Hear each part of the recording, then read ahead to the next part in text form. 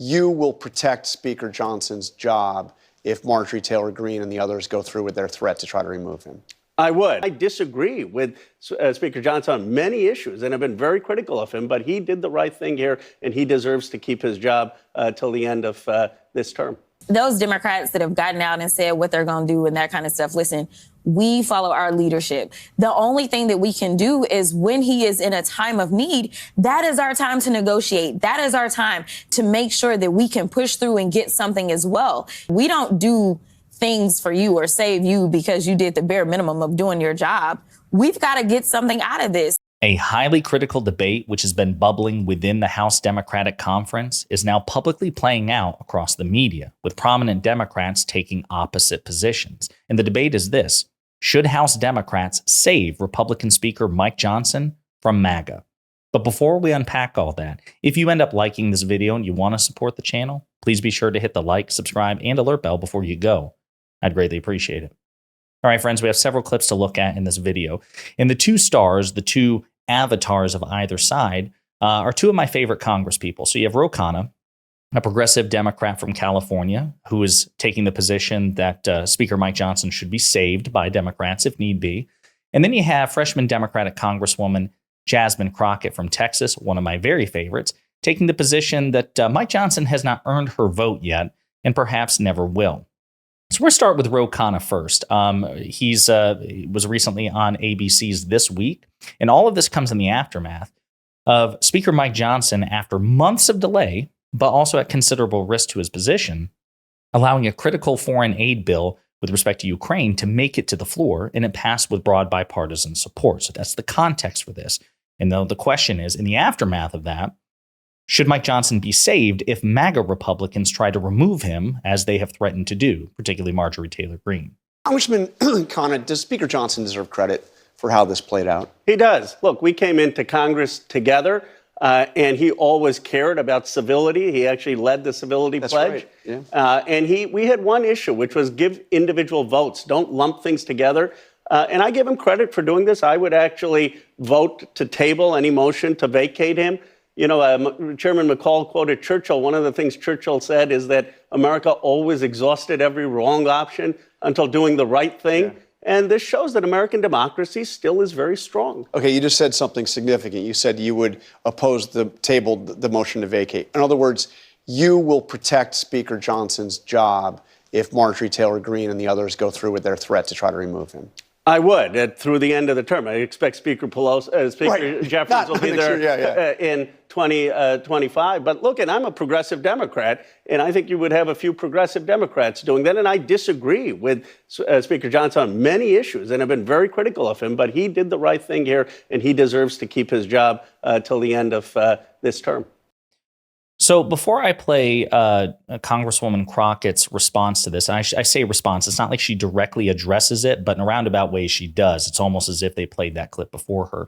I just want to provide you some context. Even though Khanna is a progressive, he's also somebody that in terms of his rhetoric, he is a very affable, very friendly, very open hand kind of guy. He's even worked with Republican Congressman Matt Gaetz on a number of issues. They've appeared side by side in interviews. In the past, Nancy Mace, another Republican congressperson that I despise just as much as I do Matt Gaetz, he has appeared side by side with her in various interviews and initiatives.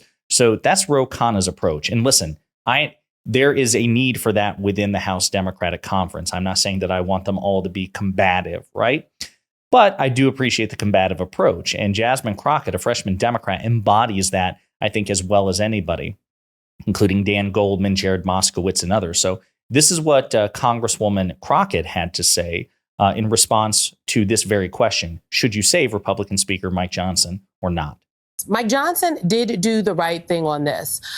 I am waiting to see if this is just a moment or if this is true movement, because he did go down to Mar-a-Lago not a week and a half ago and stood with Donald Trump, who is an unelected individual. He's a former president who literally seems to be holding the House Republican caucus by the arm unelected, multi-indicted individual. Exactly. So I'm wondering if this is just a moment or if this is true movement for Mike Johnson and evolution.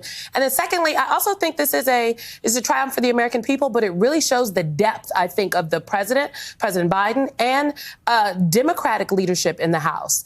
They have outmaneuvered consistently Mike Johnson and Republicans every single time in this 118th Congress, I think, Congresswoman.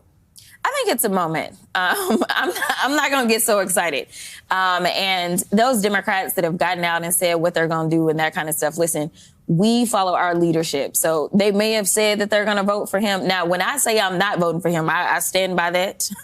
I only vote for Leader Jeffries if we have to go through this again. But he has to get to the table with Leader Jeffries for Leader Jeffries to then allow different Democrats to actually go out and do something. We don't do things for you or save you because you did the bare minimum of doing your job.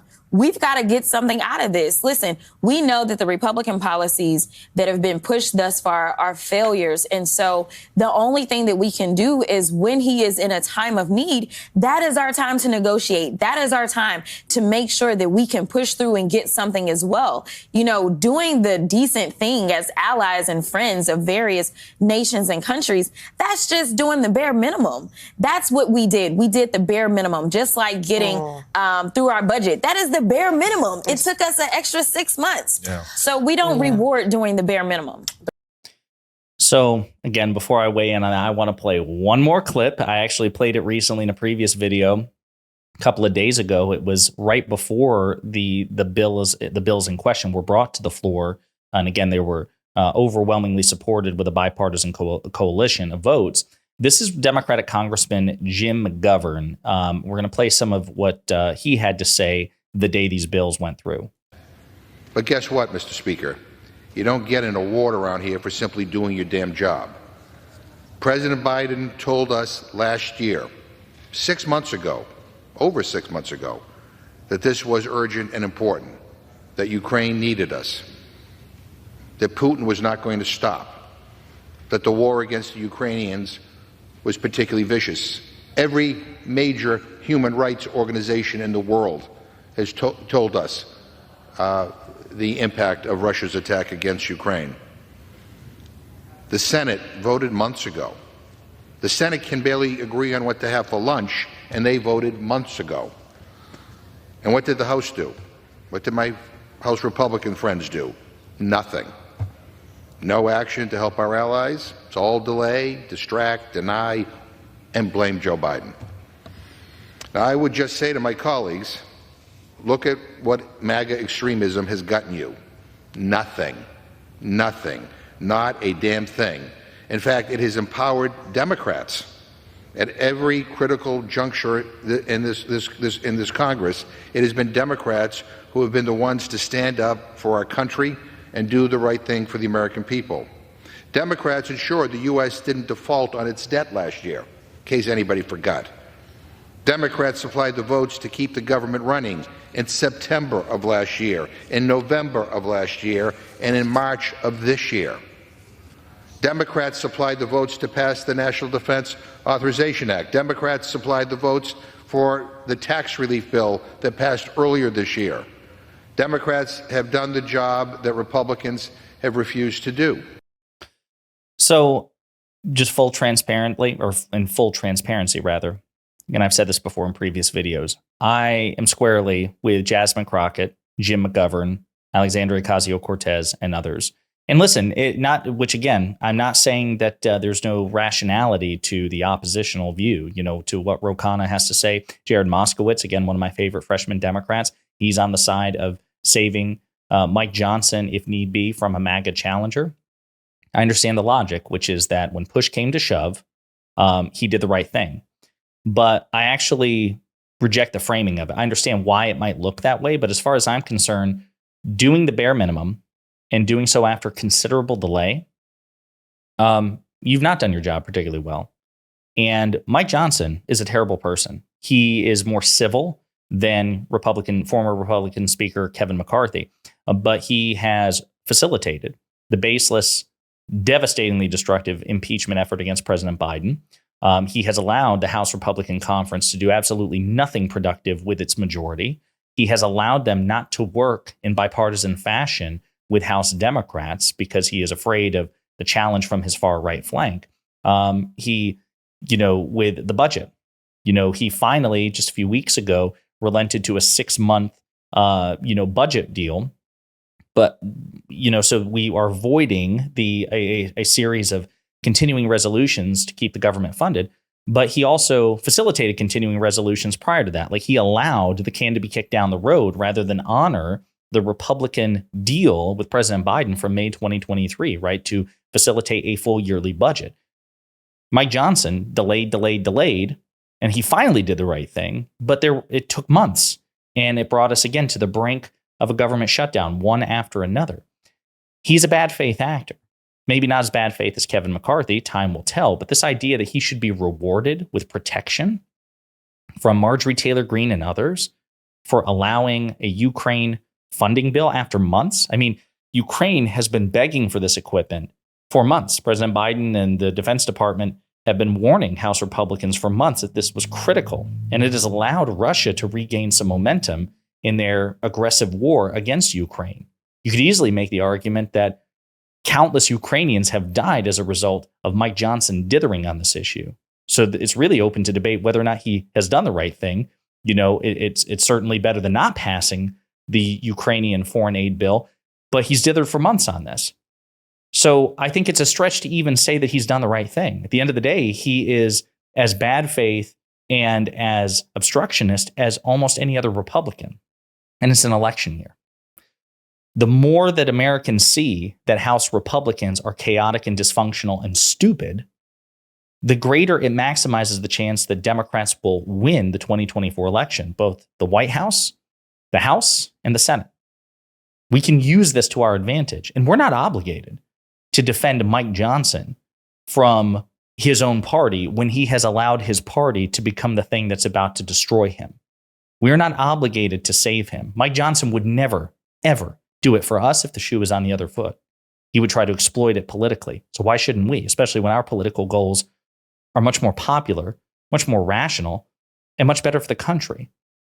So I'm with AOC. I'm with Jasmine Crockett. I'm with, the people who actually want to play hardball here, Jim McGovern. Like, hey, listen, if you want us to save you, we're open to that. And we don't expect you to give us a win on everything because, of course, you're still a Republican, you're a Republican speaker, and you also need to court some Republican support. But you can't take Democratic support for granted. You must give us critical concessions. I think it's perfectly fair. I think the rational thing to do is to tell Mike Johnson, listen, if this threat is real, if you're worried about it, we are open to protecting you. But you'll give us A, B, and C. We don't expect the full alphabet. We expect that you're still a Republican, but we're not going to protect you for nothing. We're not obligated to do it. This is your problem. This is your fault. You've contributed to it. So at the end of the day, I'm with Crockett, McGovern, AOC, and others. I would like to know what you think in the comments, because again, I see this as, I understand why this is going to be a contentious debate. And as we move forward closer to the election, as backlash against Mike Johnson increases, because he's the motion to vacate that Marjorie Taylor Greene filed, she hasn't pulled the trigger on it, she's filed it, now has 2 co-sponsors, Thomas Massie from Kentucky, Paul Gosar. And in terms of rhetoric, you have people like Matt Gaetz and other far-right Republicans who are furious with Mike Johnson. So it's entirely possible that this will happen.